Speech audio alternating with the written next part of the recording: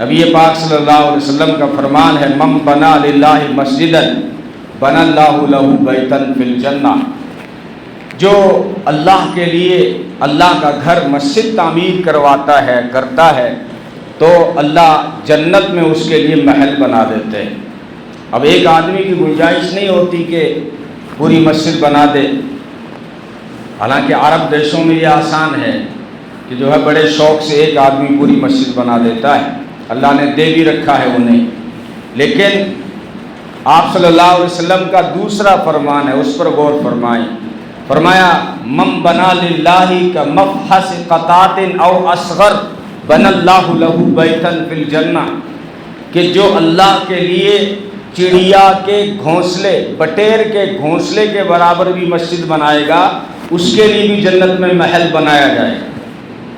اب اتنی چھوٹی مسجد، چڑیا کا جو گھونسلہ ہوتا ہے، بٹیر کا جو گھونسلہ ہوتا ہے، اتنی چھوٹی مسجد تو نہیں ہوتی، تو اس کا کیا مطلب ہے؟ محدثین فرماتے ہیں اتنی چھوٹی مسجد نہیں ہوتی، لیکن بہت سارے مل کر جب مسجد بناتے ہیں تو کسی کے حصے میں اتنا حصہ ہی آتا ہے، بہت ساروں نے الگ الگ لوگوں نے مل کر، اگر کسی کے حصے میں ایک کنکر آ گیا، اتنا ٹکڑا سریے کا آ گیا، یا اتنا ٹکڑا پتھر کا آ گیا، تو اس کا بھی اس میں حصہ لگ گیا، یعنی جس نے اللہ کے گھر جو بن رہا تھا مسجد، اس میں حصہ لیا، تو حصہ لینے پر بھی جو ہے فرمایا کہ اس کے لیے بھی جنت میں محل تیار ہے۔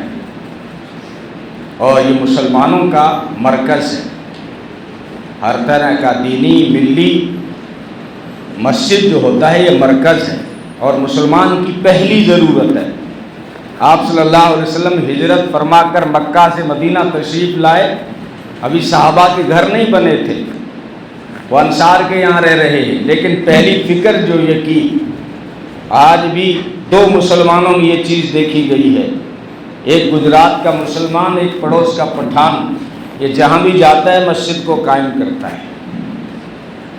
تو آپ صلی اللہ علیہ وسلم جب ہجرت کر کے آئے ہیں، ابھی صحابہ کے گھر ہی نہیں ہیں، وہ گھر بار چھوڑ کے آئے ہیں، لٹا ہوا قافلہ ہے، لوٹا بھی گیا تھا انہیں، ان کی جائیدادوں کو پیچھے بیچ بھی دیا گیا تھا۔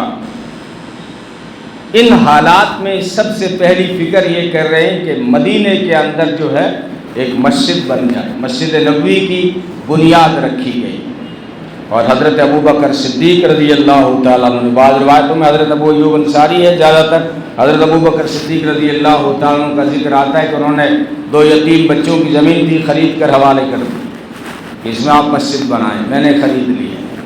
تو اس موقع میں فرمایا ابوبکر یہ اللہ کا گھر بن رہا ہے، ہم تو چلے جائیں گے، قیامت تک جتنی بھی عبادتیں اس گھر میں ہوں گی، اے ابوبکر اس کا ثواب تمہیں بھی ملے گا کہ تم نے جو اللہ کے گھر کے لیے زمین کا انتظام کیا، یعنی اس میں جو حصہ لیتا ہے تو پھر جو ہے اس کا اکاؤنٹ قیامت تک کے لیے جاری ہو جاتا ہے۔ اور آپ صلی اللہ علیہ وسلم کو مسجد کی ادنا خدمت بھی اتنی پسند تھی، میں نے ایک مرتبہ غور کیا، مجھے کوئی ایسی مسجد کی خدمت نہیں ملی جس پر اللہ کے رسول نے جنت کا وعدہ نہ کیا۔ آپ مسجد کی طرف جا رہے ہیں، حدیث کہے گی جو ہے آپ کے ایک قدم پہ جو ہے گناہ معاف ہو رہا ہے، ایک قدم پہ نیکی مل رہی ہے، اگر کسی نے تنکا اٹھا دیا فرمایا قبر سے عذاب ہٹ جائے گا، قیامت کی سختیوں کا عذاب ہٹ جائے گا اگر مسجد سے آپ کوئی گندی چیز اٹھا لیتے ہیں۔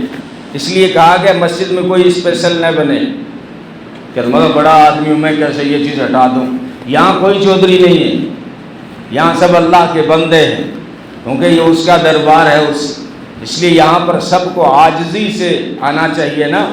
تو فرمایا اگر کوئی تنکا بھی اٹھا لیتا ہے تو اس کے قیامت کی مشکلات اللہ آسان کر دیتا ہے اور قبر کے عذاب ہٹا دیتا ہے۔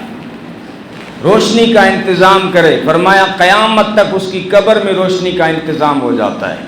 ایک صحابی ہیں جو جنوں کی دعوت پر اسلام میں داخل ہوئے، جنوں کی دعوت پر، جنگل میں کہیں چلتے چلتے سفر میں جنگل میں ٹھہرنا پڑا، اب ڈر لگ رہا، اکیلا آدمی اگر جنگل میں ہو، کھیت میں ہو تو ڈر لگ رہا ہے، تو وہاں پر وہ جاہل زمانے جاہلیت کی بات ہے کہ انہوں نے پناہ لی کہ اس وادی کا، اس جنگل کا جو سب سے بڑا جن ہے، جو سب سے بڑا دیو ہے، اس کی پناہ میں آنا چاہتا ہوں، مجھے یہاں رات گزارنی۔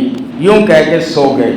جیسے ہی سو گئے تو ایک جن آ گیا، کہنے لگا اگر پناہ ہی لینی ہے تو جن کی مت لے، اللہ کی پناہ لے کر سو۔ کون ہے اللہ؟ کہا تجھے نہیں پتا؟ محمد عربی صلی اللہ علیہ وسلم نبی بن کر، آخری نبی بن کر دنیا میں تشریف لا چکے، جا کے ان سے ملیے، وہ بتائیں گے اللہ کیا ہے۔ کسی نے کہا نا کہ خدا کیسا ہے مصطفیٰ جانے، مصطفیٰ کیسا ہے خدا جانے۔ اگر اللہ کیا ہے تو اگر زیادہ جاننا ہے اللہ کے بارے میں تو محمد عربی صلی اللہ علیہ وسلم سے جا کر ملیے۔ تو یہ ملاقات کرتے ہیں۔ پہلے کرسچن تھے، عیسائی تھے، ابو تمیم داری، حضرت تمیم داری ان کا نام ہے۔ تو انہوں نے عیسائیوں کی عبادت گاہوں میں بڑے بڑے چراگاہ دیکھے تھے ملک شام میں۔ ان کے جو معبد خانے ہوتے ہیں اس میں بڑے بڑے چراغاں لگے ہوتے ہیں۔ تو مسجد نبوی میں مسلمان اندھیرے میں نماز پڑھ رہے تھے، تو اس نے آ کر عشاء کے وقت ایک چراغ لگا دی۔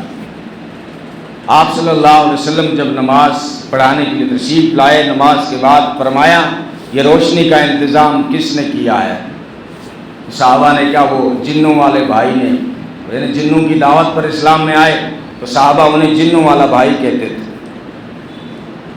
تو وہ ڈر گئے کہ یہ ہو سکتا ہے کہ اسلام میں منع ہو۔ بھائی اسلام میں چراغاں بھی منع ہے لیکن اس کے موقع محل الگ ہے۔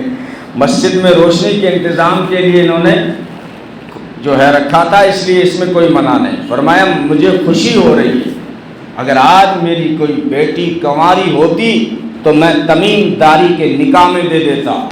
اتنی مجھے خوشی ہوئی کہ اس نے میری مسجد اللہ کے گھر میں روشنی کا انتظام کیا۔ تو کسی بھی لحاظ سے اگر کوئی اللہ کے گھر میں حصہ لیتا ہے تو آپ صلی اللہ علیہ وسلم نے خوش ہو کر اس کے بڑے فضائل بتائے۔